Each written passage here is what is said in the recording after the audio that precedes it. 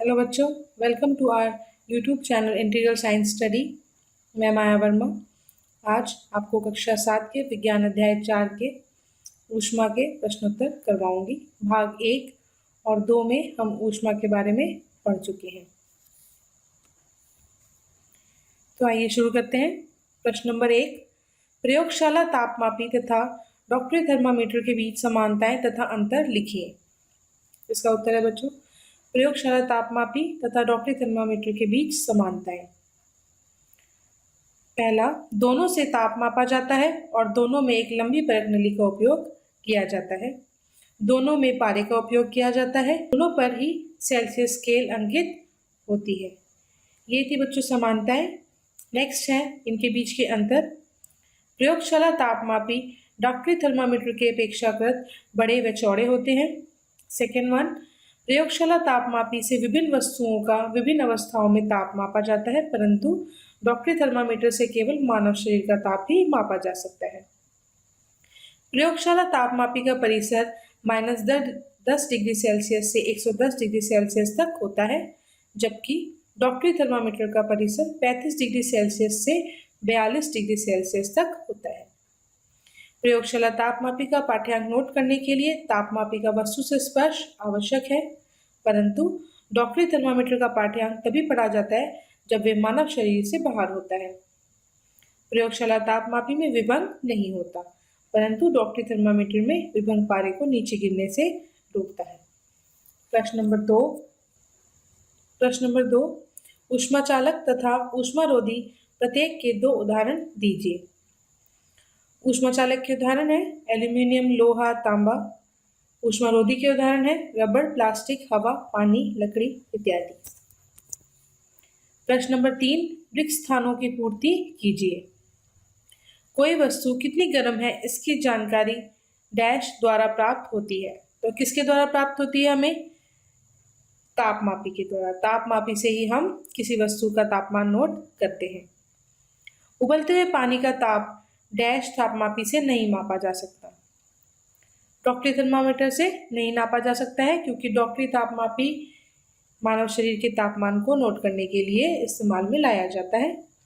ताप को degree Celsius में मापते हैं। आजकल हम भारत में डिग्री सेल्सियस को ही के स्केल को ही इस्तेमाल में लाते हैं। डिग्री फ़ारेनहाइट हम पहले इस्तेमाल करते थे। बिना किसी माध्यम द्वारा ऊष्मा स्थानांतरण के प्रक्रम को विकिरण कहते हैं, क्योंकि विकिरण में ही ऊष्मा स्थानांतरण के लिए कोई माध्यम की जरूरत नहीं होती, जबकि चालन और संवहन में माध्यम की जरूरत होती है। स्टील की एक ठंडी चम्मच गर्म दूध के प्याले में रखी गई है। यह अपने दूसरे सिरे तक ऊष्मा का स्थानांतरण किस प्रक्रम द्वारा करेगी? तो बच्चों इसका उत्तर आएगा चालन, क्योंकि स्टील की जो ठंडी चम्मच है वो क्या है? एक ठोस पदार्थ है और ठोस में ऊष्मा का स्थानांतरण चालन की विधि द्वारा होता है। हल्के रंग की वस्तुओं की अपेक्षा डैश रंग के वस्त्र ऊष्मा का अधिक अवशोषण करते हैं। गहरे रंग के वस्त्र अधिक अवशोषण करते हैं। प्रश्न नंबर 4, कॉलम ए में दिए गए कथनों का कॉलम बी के शब्दों से मिलान कीजिए। थल समीर के बहने का समय क्या होता है बच्चों? रात्रि, क्योंकि उसी वक्त ही थल जो है समुद्र की अपेक्षा क्या होता है? ठंडा हो जाता है जल्दी। तो इसका उत्तर क्या होगा? रात। समुद्र समीर के बहने का समय, इसके विपरीत दिन। गहरे रंग के कपड़े पसंद करने का समय सर्दियाँ, क्योंकि ये ऊष्मा को अवशोषित करते हैं। हल्के रंग के कपड़े पसंद करने का समय गर्मियाँ। सर्दियों में एक मोटा वस्त्र पहनने की तुलना में उसी मोटाई का कई परतों का बना वस्त्र अधिक उष्णता क्यों प्रदान करता है? व्याख्या कीजिए। इसका उत्तर होगा बच्चों, कई परतों से बने वस्त्र में उसकी परतों के बीच में वायु की परतें विद्यमान रहती हैं। वायु ऊष्मारोधी होता है या ऊष्मा का कुचालक होता है। वह वायु हमारे शरीर की ऊष्मा को ठंडे परिवेश की ओर जाने से रोक देती है, जबकि एक मोटे वस्त्र में इतनी हवा नहीं फंस सकती और यह शरीर की ऊष्मा को अपेक्षाकृत बाहर जाने से कम रोक पाता है। इसलिए सर्दियों में एक मोटा वस्त्र पहनने की तुलना में उसी मोटाई का कई परतों का बना वस्त्र अधिक उष्णता प्रदान करता है। नेक्स्ट क्वेश्चन है प्रश्न 6, चित्र 4.13 को देखिए। अंकित कीजिए कि कहाँ कहाँ चालन, संवहन और विकिरण द्वारा ऊष्मा स्थानांतरित हो रही है। बहुत आसान है बच्चों। इसमें आप देख रहे हैं बर्नर नीचे जला हुआ है और बर्तन के अंदर पानी भरा हुआ है। तो बर्तन क्या है? ठोस पदार्थ है। इसमें ऊष्मा का स्थानांतरण चालन विधि द्वारा होगा। बर्तन के अंदर पानी भरा हुआ है, आपको पता है द्रव के अंदर ऊष्मा का स्थानांतरण संवहन द्वारा होता है। और जब ये बर्तन गर्म होगा तो ऊष्मा का कुछ स्थानांतरण विकिरण द्वारा भी परिवेश में होगा। प्रश्न नंबर 7, गर्म जलवायु के स्थान पर यह परामर्श दिया जाता है कि घरों की बाहरी दीवारों पर श्वेत पेंट किया जाए। व्याख्या कीजिए। इसका उत्तर है गर्म जलवायु के स्थानों पर यह परामर्श इसलिए दिया जाता है कि घरों की बाहरी दीवारों पर श्वेत पेंट किया जाए, क्योंकि सफेद रंग ऊष्मा को परिवर्तित कर देता है और सतह क्या रहती है? ठंडी रहती है। या हम ये भी कह सकते हैं कि कम मात्रा में गर्मी को अवशोषित करता है श्वेत रंग, इसलिए घर के अंदर का तापमान बहुत अधिक नहीं बढ़ता है।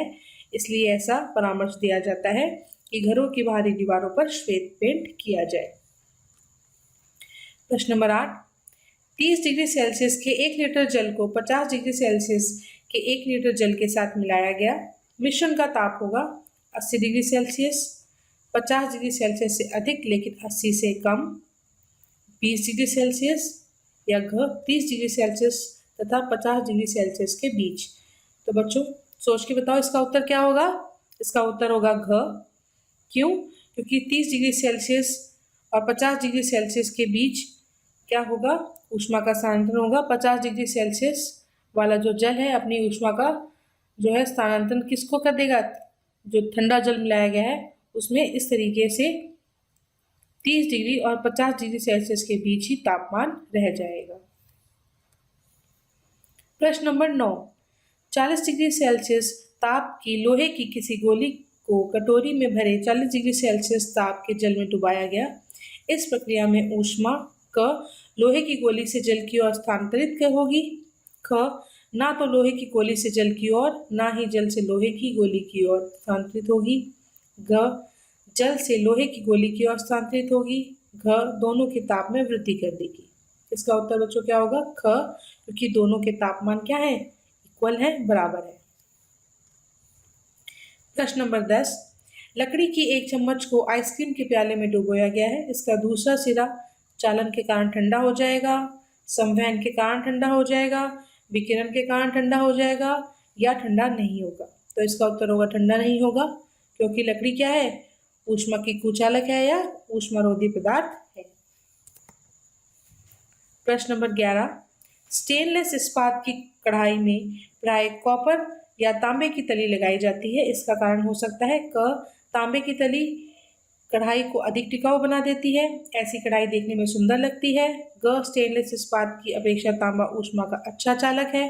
घ स्टेनलेस इस्पात की अपेक्षा तांबे को साफ करना अधिक आसान है। तो इसका उत्तर होगा बच्चों स्टेनलेस इस्पात की अपेक्षा तांबा ऊष्मा का अच्छा चालक है, क्योंकि तांबा क्या है?